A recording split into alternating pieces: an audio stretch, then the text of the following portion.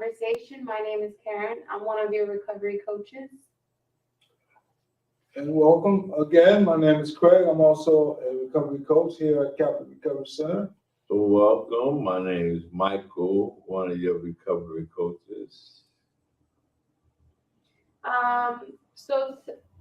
On Wednesday, Ro will be out at 705 East Wood Street in Vineland at the Community Hub at downtown Delhi.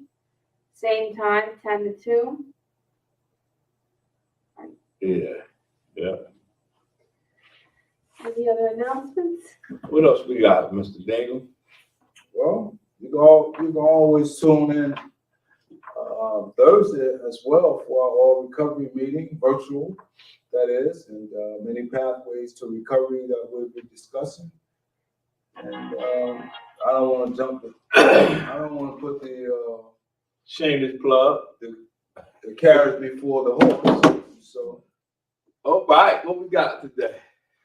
Well, we got a beautiful article. I don't know who discovered it, but we're gonna get into this. How to turn negative thoughts into positive thoughts. This is something that's very important. Very important for everybody, not just people in the field of addiction, but in life in general. We always try to do things that's pertains to everybody, not just people with substance use disorder. Mm-hmm. But this handout came from exploringyourmind.com website. I'll put the link in the description, so if you would like to go get it and print it out just like we did, you're able to, and you're able to use it to help in your own personal edification or in a group setting like we're doing right now. We thank all the places that we're able to find good content and use for our coffee and conversations and all recovery meetings. So let's see what we got here. We're going to go through, if you're tuned in, just make sure you share the link to other individuals so they'll be able to join in as well. It says, having a reoccurring negative and obsessive thoughts in our mind can make us feel like we're submerged in some kind of black hole. We don't see the light and we can't help but feel hopeless. Therefore, knowing how to turn negative thoughts into positive ones is not a need, but a tool for survival. Learning to do this and applying it on our daily lives reduces feelings of anxiety and allows us to move forward, always forward, not back. Experts in emotional psychology says that it's permissible to have up to 3 negative thoughts a day. I was talking about attitude. I was thinking about the credo actually, and I was talking about attitudes more important than facts. That thing's important. At the end of the day, it's not about seeing life through rose-colored glasses, avoiding reality and letting our fears and worry get the best of us. The key to this is not letting ourselves be carried away by those thoughts. More often than not, make it impossible for us to feel capable of overcoming difficulties and growing on a personal level. What this paragraph is simply saying is just because you have these negative thoughts, you don't need to allow those thoughts to be overcome by those negative thoughts. Carrying out the thoughts is the problem. You might have bad thoughts or whatever type of thoughts you want to label them, but you don't have to be overcome by those thoughts. We've all been victims of this. Sometimes we experience thoughts that tell us things such as, you're not worth it, you're going to fail, or it doesn't matter how hard you try, you won't succeed. All of us at some point in time experience thoughts like we don't feel like we were worth who we knew we would really are worth. And we always felt like we was going to fail at something, even though we probably was going to succeed. And it doesn't matter from any of us. We all had these times. We're all human, and it's not uncommon for our minds to wander and sabotage us every once in a while. This is so important because I remember doing a teaching one time in Atlantic City, and the title of it was Held Back by My Own Insecurities. And it was talking about me holding myself back because of the thoughts or the negative thoughts that I was having. And the reason why I wasn't advancing in my life in any area did not have to deal with other people or outside sources. It was the negative thoughts that I was having. And so I was teaching people how I was held back by my own insecurity. So you can be held back too by your negative thoughts. You were saying something, Mike. What's that? I think it was yesterday. You said a guy was telling Steve Harvey something, and he wanted to do something, But he wasn't doing it. He kept procrastinating. Yeah, he kept saying what he was going to do. What he's going to, or what he wanted. What he wanted to do. But Steve Harvey told him, just do it. What do you mean? You've been holding yourself back by, oh, I'm going to do it. I'm going to do it. I'm going to do it. Just do it. Sometimes, now we're going to skip that. Okay. Let's get into this first one. It says, learn to turn negative thoughts into positive ones. I'm going to read some of this. Okay. I'll probably read it all. Then we'll jump in. The negative emotional state ends up feeding on the negative thoughts it produces. Let's read that again. A negative emotional state ends up feeding on the negative thought it produces. That's very important. This is something most of us understand but don't always perceive. The reason for this is that we don't really give ourselves the time or use the adequate strategies we need in order to fight these harmful emotions correctly. And so sometimes the way we think can give us the wrong outcome, if I may add.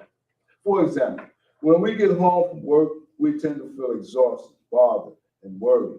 Due to discomfort we feel, we prefer to ignore those emotions instead of getting to the bottom of them.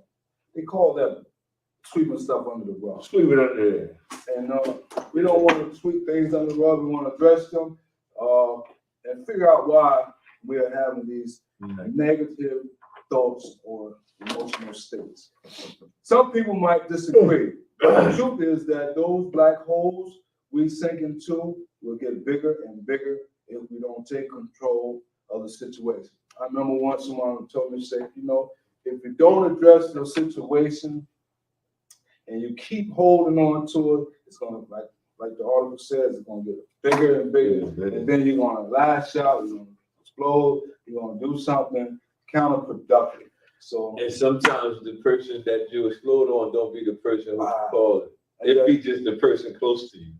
And you explode on the people that's just, because it's always the person that's connected to you or who's close to you, they get the benefit if it's good fruit or bad fruit. They either way they reap whatever is going on with you. Blunt of the blow. Yeah, they get it.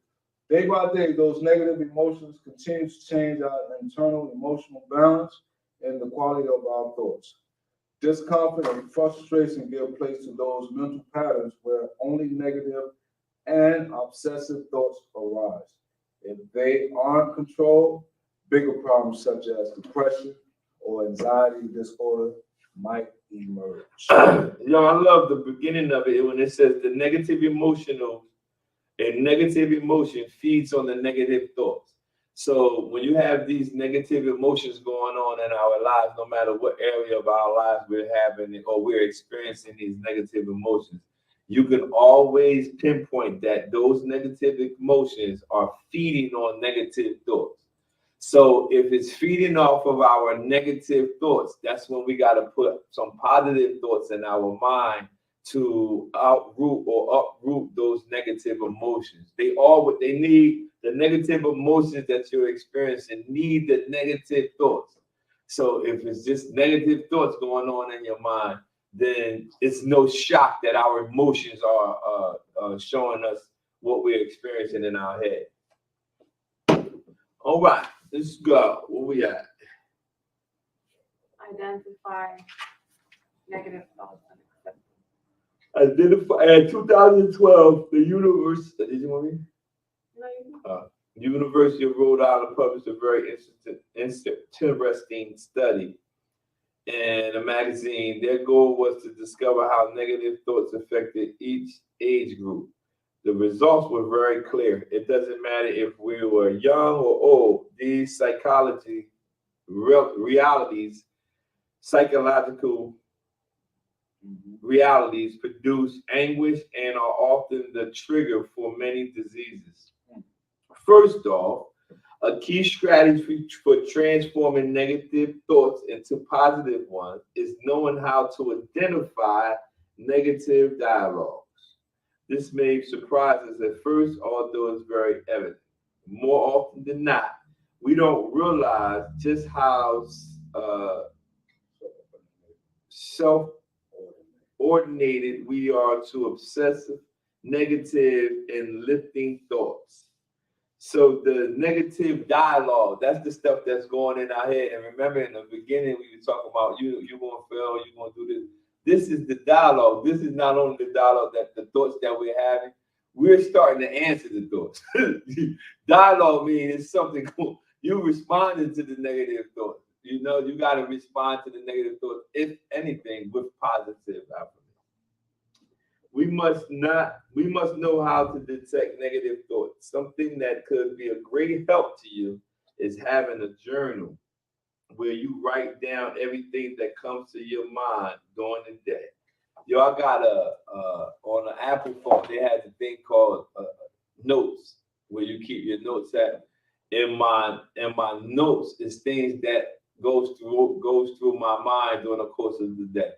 And usually people probably, we still write stuff down, but now we have technology where we can speak into our phone and they write it for us. We can write it down on ourselves if we have time.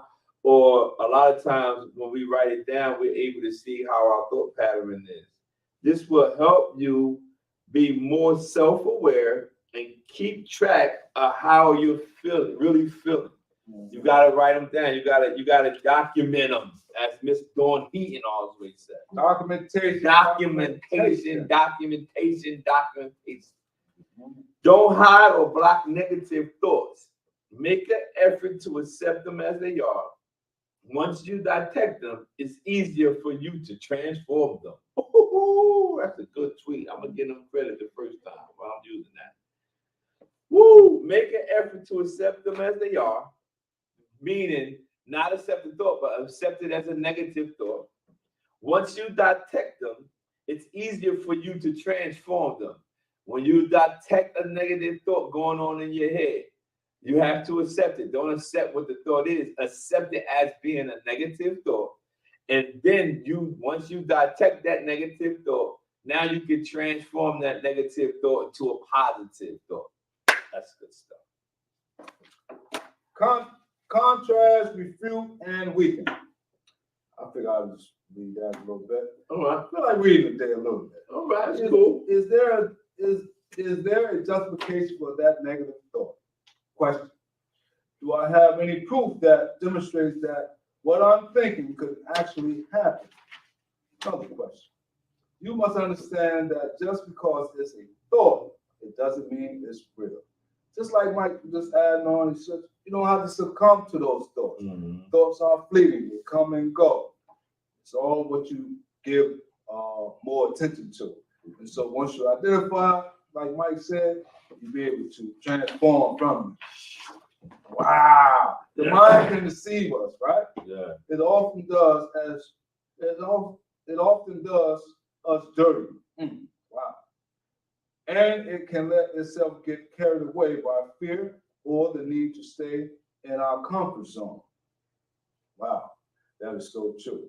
Keep track of your thoughts and look for evidence that demonstrates or contradicts each one of those ideas.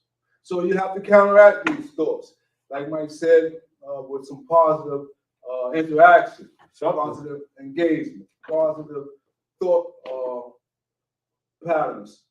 Self-encouragement. So a lot of times we got to be our own encouragers. Yeah. You know, sometimes we might look for other people to give us that self-motivation or encouragement, and they may not give it to us because they might be dealing with their own situation, whatever may come their way. So we have to always find some type of material, journal, just find something to do to combat any negative thought, because we don't want that to transform into some negative behavior. Like Mike said, take it out on somebody don't even deserve it. They don't know what's going. Something wrong with him. Yeah, right. Hey, just because it's a thought, it doesn't mean it's real. That's what he just read. He said, just because it's a thought, it doesn't mean it's real. So when you having these negative thoughts about yourself, about your situation, about your life overall, it just doesn't mean it's real because you're having them thoughts. And don't think something's wrong with you because you're having negative thoughts, because we started off and we says everybody has negative thoughts throughout the course of the day.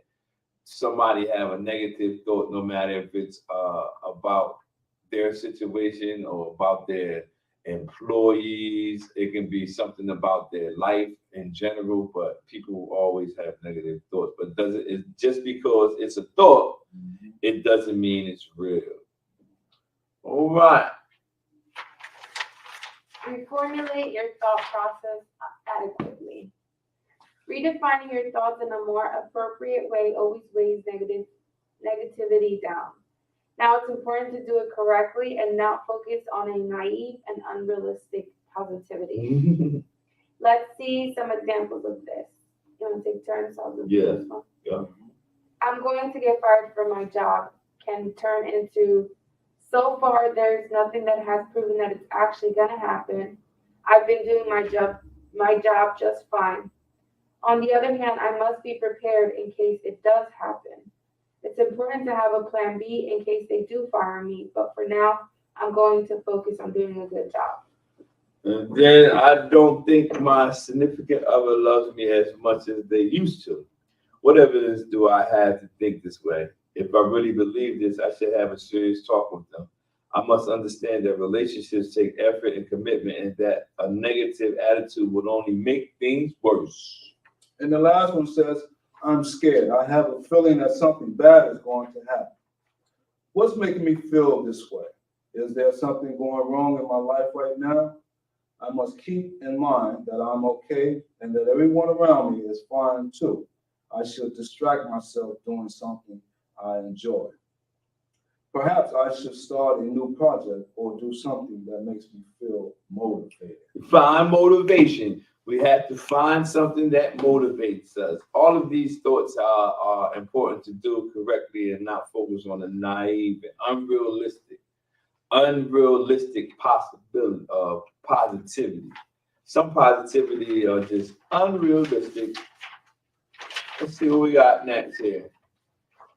Let all those negative emotions out and submerge yourself in a world of positive thoughts, positive affirmation. Meditate on these good things, whatever things are pure, whatever things are noble, whatever things are just. That's a scripture in the Bible.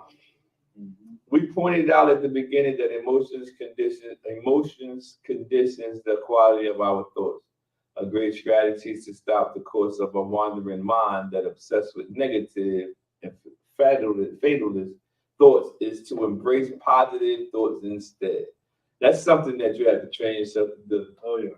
It's not something that it happens overnight. Although when I was actively using drugs and committing crime, I used to sit there and tell myself that I was better. And some of the times I thought I just said it because I was high. My friends would be like, no, you're not better than us. I'm like, yeah, I'm better than this.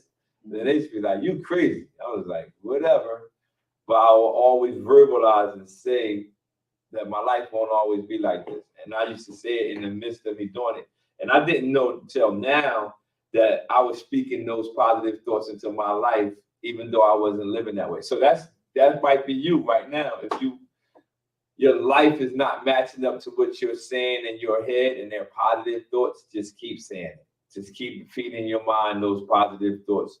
And I believe that your life will catch up to your words. Mm-hmm. So instead of, for me, I was just contemplating, saying, a lot of times when I was using drugs and doing my active behavior of substance use, I would want to fit in. I want to be with the in crowd. Yeah. And everybody else that was on the outside, myself, I keep the focus on myself. I thought they was cornballs, come to find out, those who I thought was cornball was the positive people. You know, they was doing things and they was growing while I was decreasing in my growth pattern by using drugs. So I later on learned to say, hey, you know, I should have been with those who I consider the cornball. The cornball was looking at you like he's stupid. He's stupid. Like, why you keep doing that to himself? They had a term back in the 80s. He's a tackhead. He's a tackhead was somebody who just, ain't had good common sense. Yeah.